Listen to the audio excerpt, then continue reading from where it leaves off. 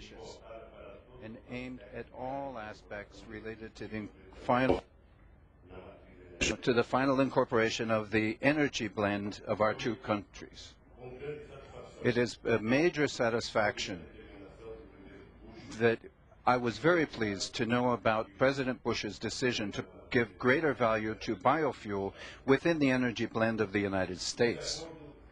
This agreement brings into reality an idea which was born on the occasion of our meeting in Brasilia in 2005, when President Bush first became aware of Brazil's success story with biofuel. It's important to remember that when President Bush went to Brasilia,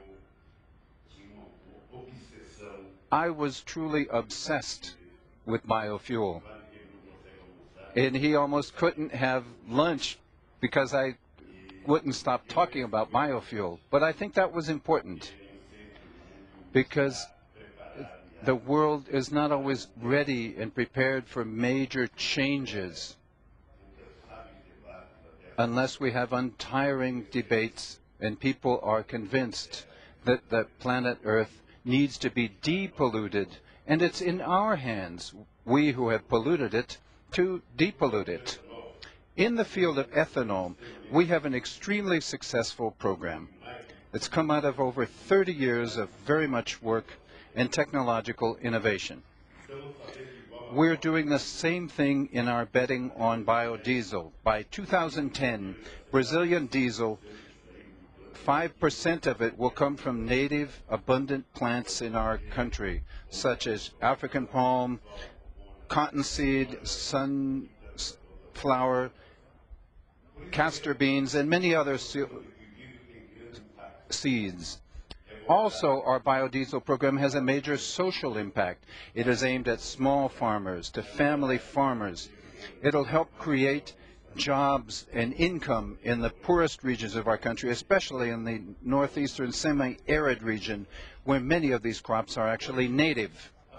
Today, the entire society is reaping the fruit of these efforts, and other countries want to share Brazil's experience. The memorandum is an important step in that direction.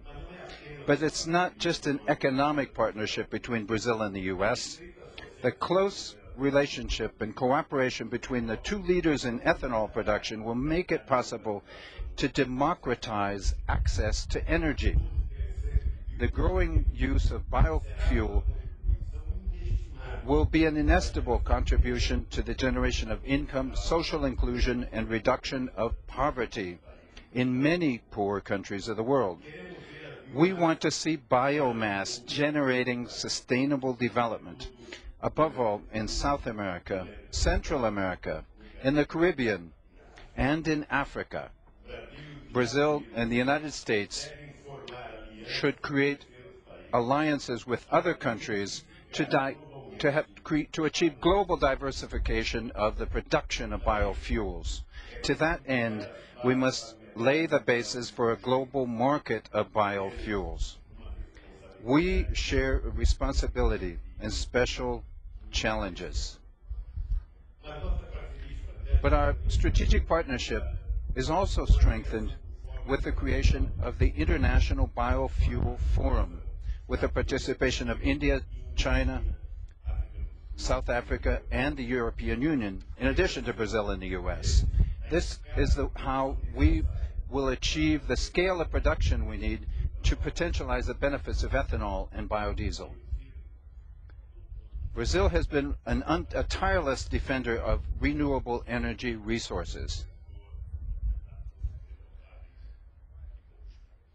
and renewable fuels. Therefore, we are very pleased with the growing awareness of the international community that we need to overcome dependency on fossil fuels at a time when we are called upon to act urgently to confront global warming. Anything we can do to reduce emissions of polluting gases will be a gain. Biofuels provide a cleaner and economically viable alternative. Technology is our major ally in this undertaking. The gains with the use of biofuel in Brazil are already clear in the development of new technologies and the creation of a cleaner energy blend. President Bush, we have more than tripled the yields of sugarcane plantations, which are the main source of ethanol. We have demonstrated that it is possible to increase the production of biofuels without harming the production of food and also reducing deforestation of the Amazon region. Most of the automobiles sent today in Brazil are flex fuel. This is a technology we developed here, and which has made ethanol a safe and reliable fuel. I am calling on Brazilian industry to do the same with biodiesel. Our car and truck builders should get ready because we need to move on biodiesel.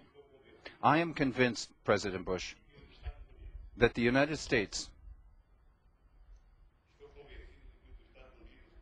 with its great technological and entrepreneurial capacities, will be an extraordinary partner in this undertaking. Your visit to Brazil today and our tour around Petrobras and the conversations we will still be having over lunch may well mean a strategic alliance that will allow us to convince the world that everyone can change the energy blend. After all, we, as I just said, who polluted the world so much in the 20th century, need to make our contribution to depolluting it in the 21st century.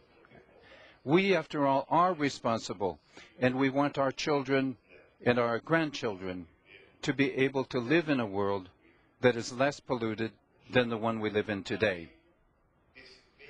In addition to doing the good for humanity with biofuels, we will also be, for the first time, using biofuels as a way to distribute income and create jobs on an unprecedented scale in the history of humanity.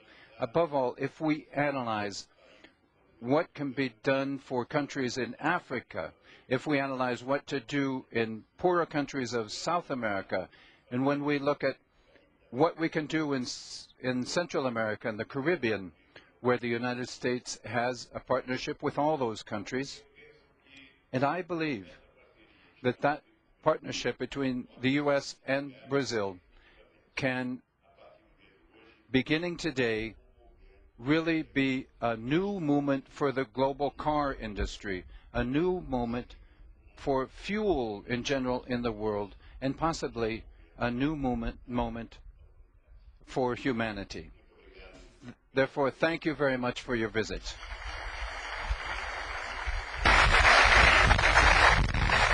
Thank you. Bom dia. Thank you for your hospitality, Mr. President. It's good to be back in your beautiful country. Lauren, I've really been looking forward to the trip to Sao Paulo. It's one of the world's great cities. And I've been looking forward to our conversations. You know, Brazil and the United States are the two largest democracies in our hemisphere. And we've got a lot in common.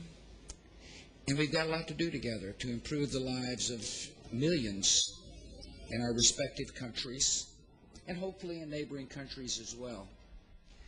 I find it really interesting that much of our talks on this visit are going to be centered on energy. It's a new kind of energy. I don't think 20 years ago an American president or a Brazilian president would have thought, let's see if we can find common ground on energy production. And yet, as the president noted, that we had a long discussion in Brasilia about alternative fuels, and now we're at a plant that's actually manufacturing alternative fuels on an economic basis that has got the capacity to change our respective countries in the world. And I, like the president, am very upbeat about the potential of ethanol and biodiesel, and that's why we're here. I do want to thank Sergio Gabrielli, who's the president of Petrobras, for his hospitality. I appreciate very much your briefing, and I want to thank all the workers here for greeting us. I want to thank the folks from Ford and General Motors who are here. It's nice of them to show up to see the American president. I appreciate your willingness to be innovative and to meet market demands with products that actually matter, and in this case, flex fuel vehicles. People have wondered why the President of the United States would be so interested in diversification of our energy supply, and here are the reasons. One, if you're dependent upon oil from overseas, you have a national security issue. In other words, dependency upon energy from somewhere else means that you're dependent upon the decisions from somewhere else. And so as we diversify away from the use of gasoline by using ethanol, we're really diversifying away from oil. Secondly, dependency upon oil creates an economic problem for not only the United States, but anybody else who imports oil. In a globalized world, if the demand for oil goes up in China or India, it runs up the price of gasoline in our respective countries. And therefore, diversification away from oil product is in the economic interests of our respective countries. And finally, as the President noted, it is we all feel incumbent to be good stewards of the environment.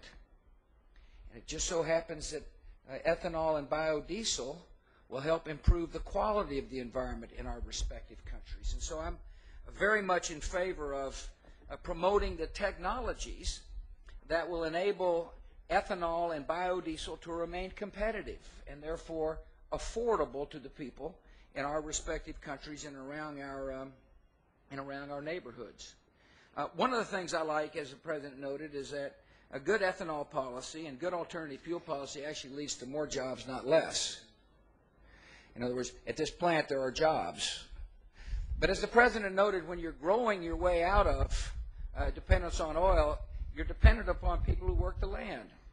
And the distribution of wealth, the distribution of opportunity to farmers, particularly the smaller farmers in our respective countries, will enable the economy to be more on firm foundation. And so, Mr. President, your vision is absolutely correct. I appreciate so very much the fact that here much of your energy is driven by sugar cane. It frankly gives Brazil a tremendous advantage in the world markets. Sugar cane is by far the most efficient raw material for the production of ethanol.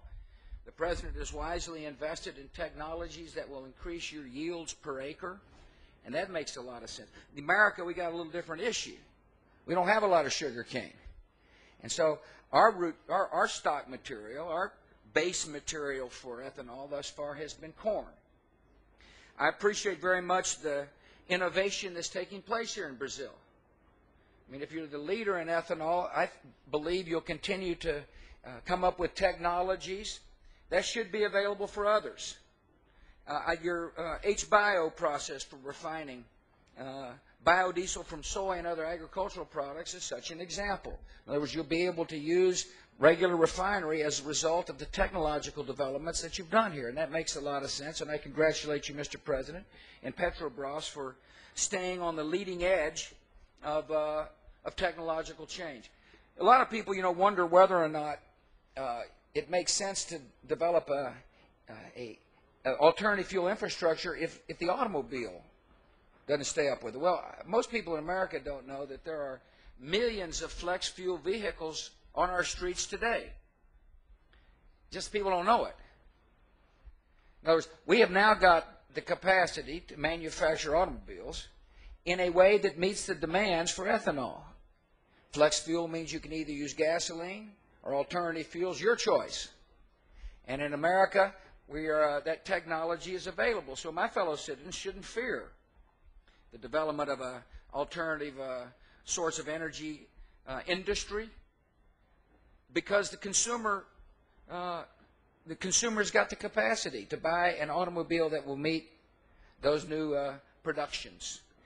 I'm very optimistic that America can, benefit from alternative energy sources. So optimistic that I laid out an ambitious goal for our country, and that is to reduce gasoline consumption by 20% over 10 years. In other words, we have a mandated fuel standard of 35 billion gallons of alternative fuels to be used by 2017. That is now 7 times more the amount of alternative fuels we're using. Right now we're using about 5 billion gallons of ethanol. I believe that the technologies will be such that America will be consuming 35 billion gallons of alternative fuels. And that's important for our country. It is a commitment to becoming less dependent on oil, and it's a commitment to be better stewards of the environment. In my budget, Mr. President, I propose to Congress that we invest $1.6 billion over 10 years on additional research to make sure that we can have alternative fuel stocks to make ethanol. In the last, just so you know, in the last years, so long as I've been the president, we spent about $12 billion on new technologies that will enable us to achieve economic independence as well as be better stewards of the environment. Now, there's a lot we can do together. I appreciate so very much the idea of Brazil and America sharing research and development opportunities. You've got great scientists. We've got great scientists. It makes sense for us to collaborate for the good of mankind. And part of our initiative is that we are going to work together efficiently and to cooperate on research and development. I also think the President's idea of helping others realize the benefits of alternative fuels makes a lot of sense, and so we applaud the Inter-America Development Bank's efforts to try to get loans and capital into countries that could benefit from alternative sources of energy. I'm particularly anxious to work with the President on helping Central America become less dependent on oil, become energy self-sufficient. It's in the interest of the United States that there be a prosperous neighborhood, and one way to help spread prosperity in Central America is for them to become energy producers, not remain dependent on others for their energy sources. And finally, the President mentioned the fact that at the United Nations there was a International Biofuels Forum. What he didn't tell you, it was his idea. And I applaud the fact, Mr. President, that you put that idea out. It makes a lot of sense for countries like China and India to understand the potentials of alternative sources of energy. And I believe that Brazil and the United States has got the capacity to help lead the way toward that better day. So, Mr. President, it's been a great first meeting here. I appreciate the fact that you're about to buy me lunch. I'm kind of hungry. Looking forward to eating some of that good Brazilian food. But in the meantime, I hope the citizens of Brazil, like the citizens of the United States, are as optimistic about the future as these two presidents are. And one reason we're optimistic is because we see the bright and real potential for our citizens being able to use alternative sources of energy that will promote the common good. So, Mr. President, thank you for having me.